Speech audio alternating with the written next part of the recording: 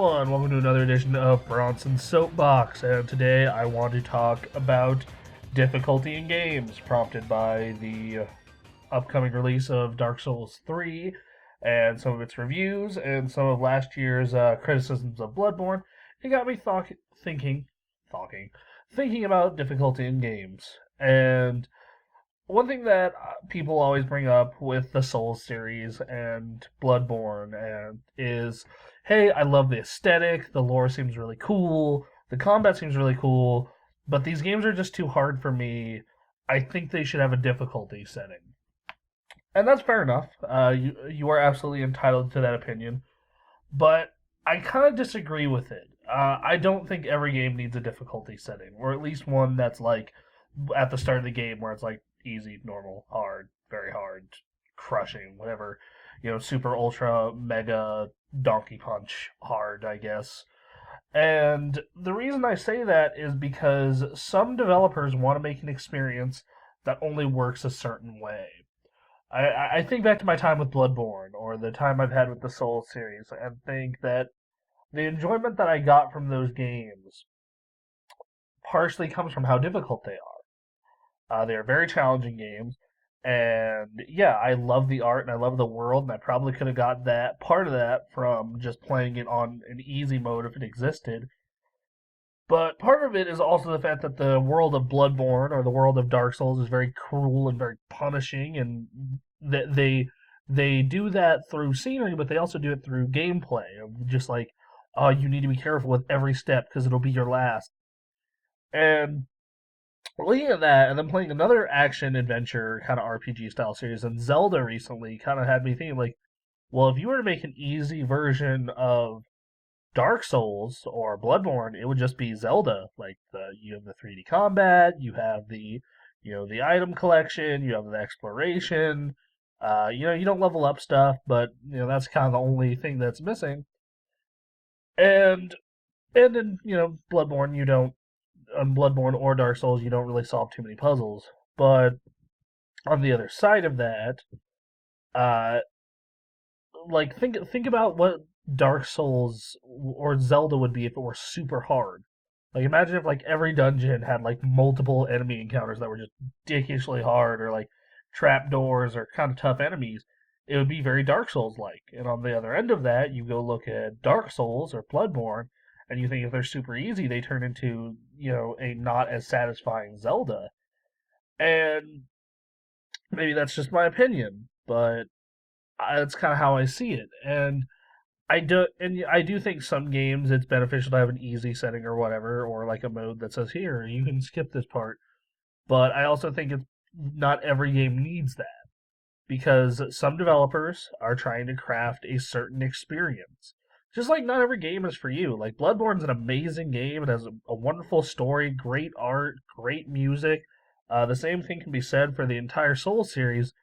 But if you're not into a game that just punishes you over and over to get across its point that it's a cruel world, live with it, then it may not be for you. And then a game that does it really perfectly is Mario. Look at every Mario game. If you want to finish the core campaign of any Mario game, almost anyone can do it from age 4 on up. As a kid, I beat all of them. But I rarely would 100% them, because 100%ing those games is a challenge. It's super hard. I remember during our world record attempt Ray and I made, um, playing the grand, like the bonus levels in those games in Mario 3D World, and just having a hell of a time.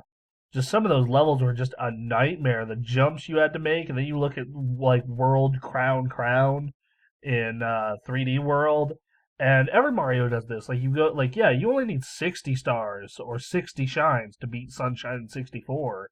But like if you want 100% those games, some of those levels and those stars are just brutal and hidden super well. Uh, same goes for um, Same goes for Galaxy. Like you try and play like the post campaign stuff, like the Grandmaster Galaxy, and getting to it. Oh my god, it's a freaking nightmare. And that's perfect because like then you get to see the game and experience of the game if you're a more casual fan, but if you're a hardcore fan or an older player, you get this experience. But that's kind of the way Mario presents itself. It's for everyone. In fact, that's most Nintendo games. Versus like once again, I look back to Souls because it's coming out soon. Souls is not meant to be for everyone. And Bloodborne were very much these games that were, look, this is crushing. This is really hard. You need to put some time in and be willing to like learn. And everything is here for a reason. Everything is, if something seems too hard, you are probably doing something wrong. And you need to figure a way around it.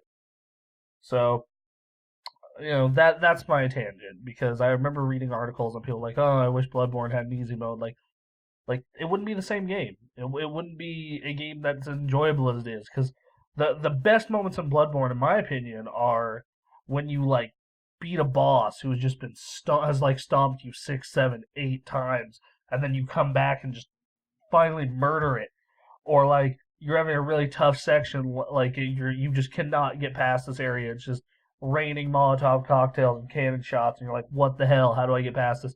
And you finally figure out the way, and you're like, oh, you light the bonfire, or you click on the lamp to go back to the hunter's dream and spend all your stuff, and it's this immensely satisfying moment that just wouldn't be the same if you just selected a mode that's like, I want to play it on easy, and you just you just bulldoze through everything. And some people will argue, well, what about one of your favorite games, Bayonetta? Bayonetta is typically very challenging on normal and up, but it still has an easy mode. Well, yeah, but like Bloodborne doesn't kind of have the spectacle, or Dark Souls doesn't have the spectacle that Bayonetta does. Like you can get a lot of fun from Bayonetta just watching Bayonetta. A lot of Dark Souls, if you were to make a Dark Souls easy mode, it wouldn't be fun to watch even. Like Bayonetta still has the like aesthetic and the wow factor to it when you take out the difficulty. Like, oh, that looks really cool and that felt cool. Versus like Bloodborne and Dark Souls, you strip away that difficulty. It's just like, why does everything I kill just die like almost instantly, and I don't really need to focus or worry and like everything looks creepy, but it's not instilling fear into me. It's kind of similar to Resident Evil 5. Like Resident Evil 5, everything looks scary as hell. Nothing's scary because nothing's really a threat to you.